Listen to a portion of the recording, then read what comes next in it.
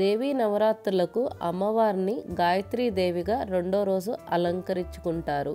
Colour పెసర రంగు. ప్రసాదం కట్టె పొంగలి.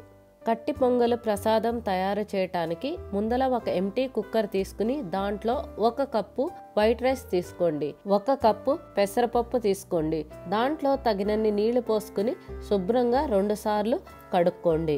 1కి 4 చప్పున 2 కప్పులకి 8 కప్పులు నీళ్లు పోసుకుంటే చల్లారినా కూడా గట్టిపడుకోకుండా ఉంటుంది. దీంట్లో ఇప్పుడు 1/2 టీ స్పూన్ జీలకర్ర, 1/2 టీ స్పూన్ మిరియాలు, 1/2 టీ స్పూన్ పసుపు, 1 టేబుల్ స్పూన్ మెత్తనుప్పు వేసుకుని కుక్కర్ మూత పెట్టుకుని 2 విజిల్లు రానిచ్చి చల్లారనివ్వండి. కుక్కర్ చల్లారేలోపు స్టవ్ మీద ఒక ప్యాన్ పెట్టుకుని 1 టేబుల్ స్పూన్ నెయ్యి వేసుకుని తర్వాత 1 గెరిటి ఆయిల్ వేసుకోండి. నూనె వేడెక్కినాక 1/2 టీ స్పూన్ ఆవాలు, 1/2 టీ స్పూన్ జీలకర్ర, 1/2 టీ స్పూన్ శనగపప్పు, 2 ఎండుమిర్చీలు, 2 టేబుల్ స్పూన్ అల్లం తరుగు, 4 పచ్చిమిర్చి తరుగు, 2 కరివేపాకు రెబ్బలు, కొంచెం ఇంగువ. టేస్ట్ ని ఎన్హాన్స్ చేయటానికి 10 జీడిపప్పు పలుకులు. ఇంగ్రీడియంట్స్ అన్ని వేసుకున్నాక ఒకసారి మొత్తం అంతా మిక్స్ చేసుకుని 2 నిమిషాల పాటు వేయించుకోండి. తర్వాత చిటికెడు పసుపు వేసుకుని స్టవ్ ఆఫ్ చేసుకోండి.